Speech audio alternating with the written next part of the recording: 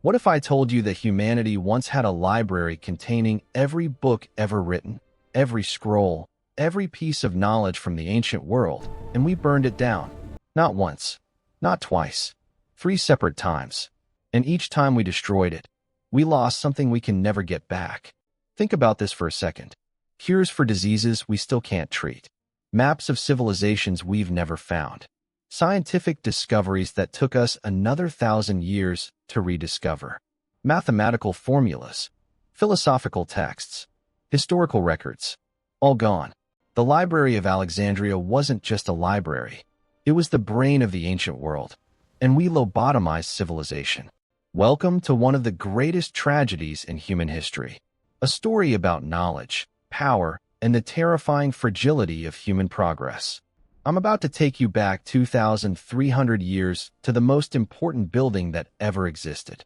We're going to walk through its halls, read its scrolls, meet the scholars who dedicated their lives to preserving human knowledge, and then we're going to watch it burn. 3 times. Let me show you what we lost, and why it still matters today. Chapter 1. The Vision. All right, here we are. Alexandria, Egypt. The year is 300 BC. Look around. This isn't just any city. This is the center of the known world. The crossroads between Africa, Europe, and Asia. A brand new city built by Alexander the Great before he died. And standing right there is the man who's about to change everything. This is Ptolemy. He was one of Alexander's best generals. When Alexander died and his empire got carved up like a birthday cake, Ptolemy grabbed Egypt. Smart move. Egypt was rich, stable, and strategically perfect. But Ptolemy didn't just want to rule Egypt. He wanted to make Alexandria the intellectual capital of the entire world. And he had a plan. Ptolemy had this wild idea. What if we collected every book, every scroll, every piece of written knowledge from every civilization on Earth, and put it all in one place? His advisors thought he was insane. Do you know how expensive that is? Do you know how much work that requires? But Ptolemy didn't care.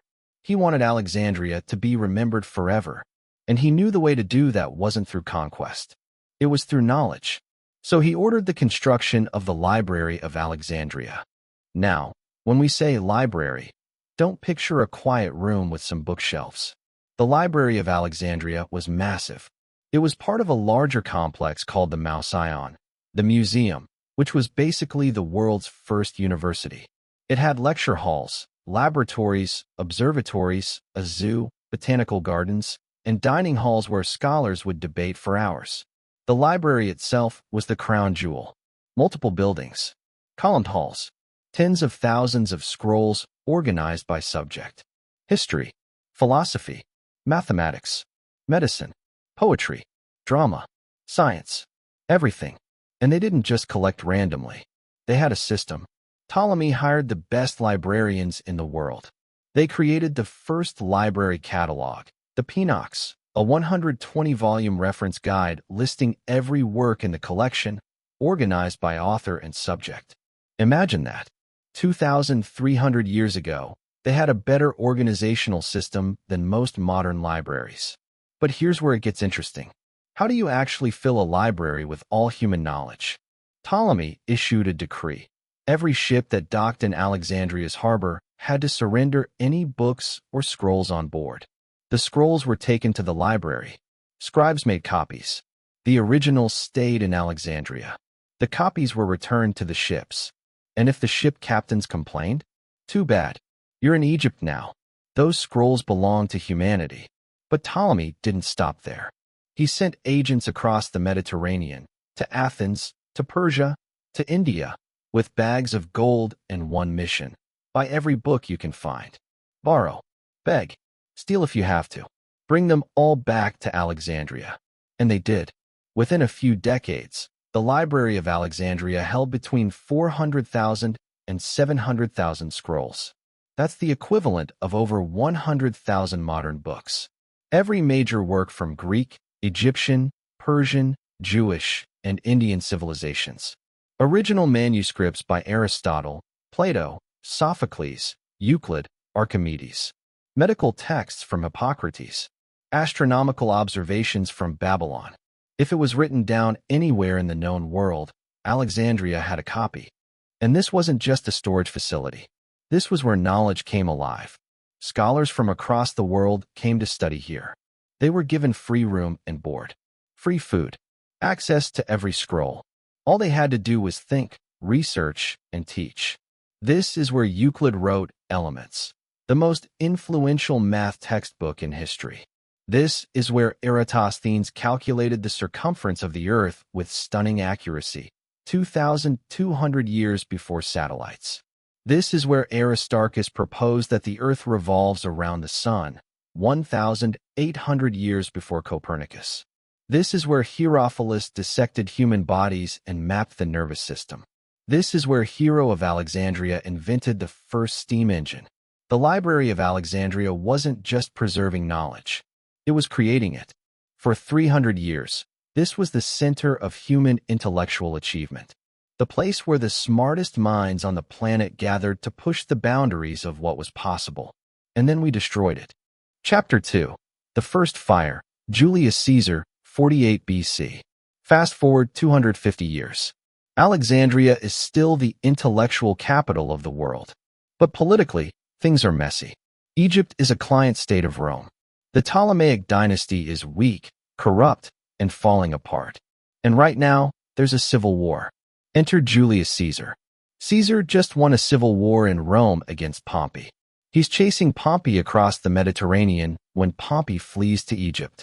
But when Caesar arrives in Alexandria, he gets a nasty surprise. The Egyptians killed Pompey and presented Caesar with his severed head as a gift. Caesar is not pleased. This is Rome's business, not Egypt's. And now he's stuck in the middle of a local power struggle between Cleopatra and her brother Ptolemy XIII, who are fighting over the throne. Caesar sides with Cleopatra, because of course he does, and this pisses off Ptolemy's forces. They surround Caesar's position in the palace district. Caesar is outnumbered, cut off, trapped. So he does what any brilliant military commander would do. He sets the Egyptian fleet on fire to prevent them from reinforcing by sea. The problem? The wind. The burning ships drift toward the docks. The flames spread to the warehouses. And those warehouses are filled with scrolls. Lots of scrolls. Some estimates say 40,000 scrolls burned that day. Others say it was much worse. Imagine being a scholar in the library that day. You hear the alarm. You smell smoke. You run outside and see the harbor district engulfed in flames. You know what's in those warehouses. Irreplaceable texts. Unique copies. Works that exist nowhere else in the world. You try to save what you can, but the fire is too fast, too hot, too uncontrollable. And just like that, centuries of collected knowledge turn to ash. Now here's the thing. Historians still debate how much of the library actually burned in 48 BC. Some say it was just the warehouses near the docks, a fraction of the collection. Others say the main library building itself caught fire. We don't know for sure because the ancient sources contradict each other. What we do know is this. After Caesar's fire, the library never fully recovered. The golden age was over. Funding dried up. Scholars left. The collection started to decay. Scrolls weren't replaced. New acquisitions stopped. The Library of Alexandria went from the world's greatest center of learning to just another library. But it was still standing, still functioning, still important. For now. Chapter 3. The Second Destruction, Aurelian's Siege, 270 AD. Welcome to the crisis of the 3rd century. The Roman Empire is falling apart. Emperors are being assassinated every few years. Barbarian tribes are invading. The economy is collapsing. Plague is spreading. It's basically the Roman Empire's worst decade stretched out for 50 years. And in the middle of this chaos, a Roman general named Aurelian decides he's going to fix everything. Aurelian is a soldier's soldier. Brutal. Effective. No nonsense. He becomes emperor in 270 AD and immediately starts reconquering the fractured empire. One of his targets? Egypt. Because Egypt has declared independence under Queen Zenobia of Palmyra. Aurelian's legions besiege Alexandria. The city resists. So Aurelian does what Rome does best, total war. He orders his troops to destroy the Bruchium, the royal district of Alexandria, where the museum and library are located.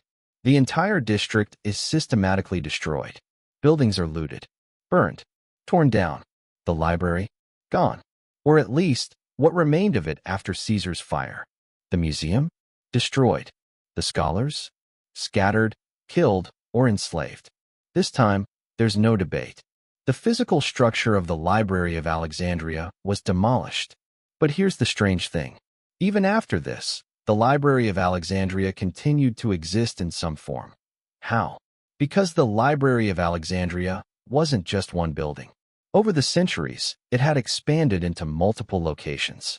There was the main library in the Brychium, but there was also a daughter library in the Serapeum, the Temple of Serapis. The Serapeum library survived Aurelian's destruction. It was smaller, less prestigious, but it still held tens of thousands of scrolls. For another 120 years, scholars could still study in Alexandria. Not like the old days. Not even close. But the flame of knowledge hadn't completely died. Yet, Chapter 4, the final destruction, the Serapeum, 391 AD. By the end of the 4th century, the Roman Empire has changed completely. Christianity is now the official state religion. Pagan temples are being destroyed across the empire. The old gods are banned. And Alexandria, with its centuries-old traditions of Greek and Egyptian paganism, is a problem. This is Theophilus. He's the patriarch of Alexandria, basically the head of the Christian church in Egypt. And he has a mission: destroy every pagan temple in the city. The biggest target? The Serapeum, the Temple of Serapis, one of the most beautiful buildings in Alexandria. Oh, and it also houses the last remnants of the Library of Alexandria. In 391 AD, Theophilus gets imperial permission to destroy the Serapeum. He gathers a Christian mob, thousands of people, and marches to the temple. The pagans inside barricade themselves. They're outnumbered, desperate, but they refuse to surrender their temple. The Christians break through. They storm the temple. They smash the statues of the gods. They tear down the walls. And then they find the scrolls. Thousands of them. The last major collection of ancient texts in Alexandria. Pagan philosophy, Greek science, Egyptian medicine, mathematical treatises, astronomical observations. To the Christian mob, these aren't treasures. They're heresy. They burn them, rip them apart, throw them into the streets. Centuries of accumulated knowledge destroyed in a religious frenzy. Some historians argue that many of the scrolls had already been removed or lost by this point, that the Serapeum library was a shadow of what it once was. Maybe, but even a shadow of the Library of Alexandria contained more knowledge than most cities in the Roman Empire. And now it was gone. The Library of Alexandria, in any meaningful sense, ceased to exist in 391 AD. 1,100 years after Ptolemy's dream, 700 years after its golden age, 340 years after Caesar's fire. The greatest library in human history was finally, completely, irreversibly destroyed. But the story doesn't end there. Because 200 years later, there's one more twist. Chapter 5. The Myth, the Arab Conquest, 641 AD.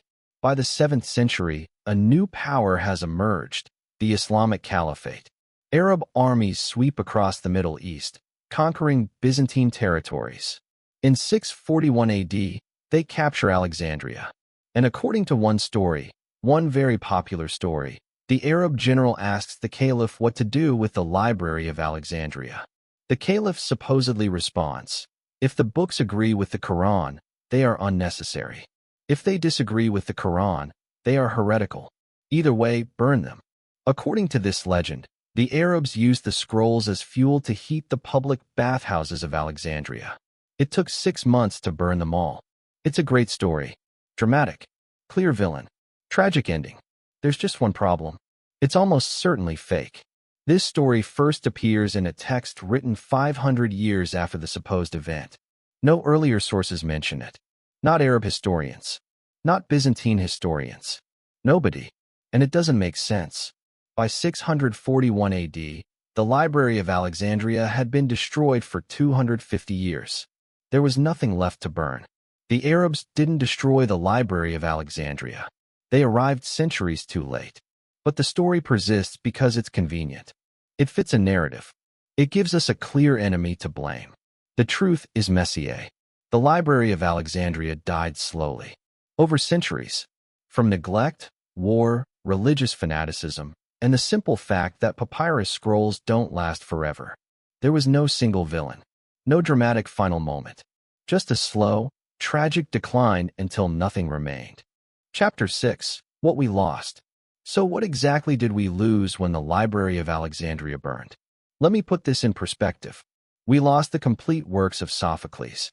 He wrote 123 plays. We have 7. We lost the complete works of Aeschylus. He wrote 90 plays.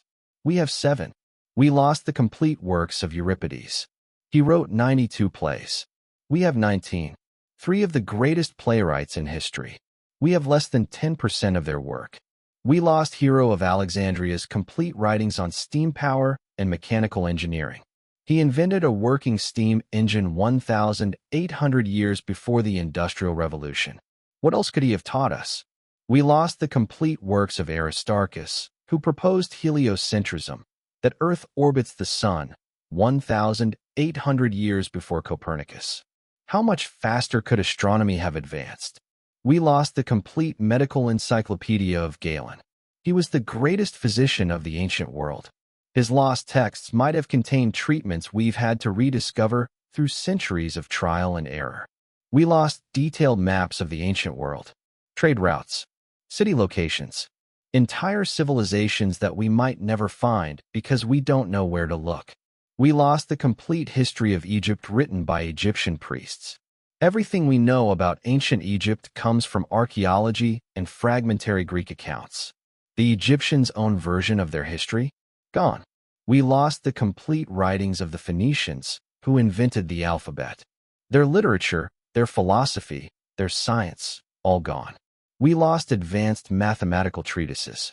The ancient Greeks knew calculus, or something close to it. We didn't rediscover it until Newton and Leibniz 1,400 years later. We lost astronomical observation. Chapter 7. The Legacy. So what's the lesson here? Why does any of this matter now, 1,600 years after the last scroll burned? Because the story of the Library of Alexandria is a warning. First lesson, knowledge is fragile. We think of knowledge as permanent. Once we discover something, we assume it's locked in forever. But that's not true. Knowledge only survives if we actively preserve it. If we copy it, translate it, share it, store it in multiple locations. The ancient world learned that the hard way, and we're learning it again. How much of our knowledge exists only in digital form, on servers that could fail, in formats that might become obsolete, controlled by companies that might go bankrupt? We mock the ancients for storing everything on fragile papyrus in one location. But we're doing the exact same thing with digital data. What happens if there's a massive solar flare that wipes out electronics? What happens if there's a global conflict that destroys server farms? How much of our accumulated knowledge could vanish in a day? Second lesson, civilization can go backwards. We like to think of history as linear progress. We get smarter. We discover more. We never lose ground. But the Library of Alexandria proves that's a lie. After the library burned, humanity entered the Dark Ages. For 1,000 years, Europe forgot how to build aqueducts, create concrete, understand anatomy, track the stars. Knowledge that was common in 200 AD had to be rediscovered in 1400 AD. We went backwards because we destroyed our own intellectual infrastructure. Third lesson, the value of free inquiry. The Library of Alexandria worked because it was open. Scholars from different cultures, different religions, different philosophies all came together to debate, research, and learn. They didn't always agree. Hell, they probably argued constantly. But they respected the search for truth more than they hated each other's differences. That ended when religious and political dogma took over. When people decided that some ideas were too dangerous to preserve. When ideology became more important than inquiry. And that's when the library died. Today, we face the same threats. Governments banning books they don't like. Companies controlling what information we can access. Algorithms deciding what knowledge reaches us. We're not burning libraries. We're just making sure certain ideas never reach the public. It's a slower, quieter destruction, but it's the same result. But here's the thing. We also have an advantage the ancients didn't. We can copy information infinitely. We can store it in multiple locations across the world. We can translate it into hundreds of languages. We can make it freely accessible to billions of people. The internet is the closest thing we have to the Library of Alexandria's original vision. All human knowledge, available to everyone. We just have to choose to protect it. I'm standing where the Library of Alexandria once stood. There's nothing left. No columns. No statues. No trace that the greatest library in history was ever here. Just empty ground. But close your eyes for a moment. Imagine this place in its prime.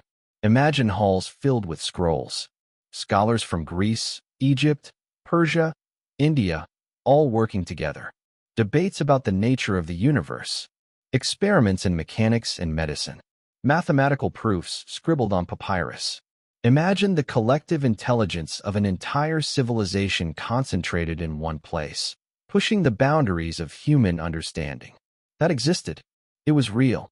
And we destroyed it. Not through natural disaster. Not through accident. Through war. Through neglect.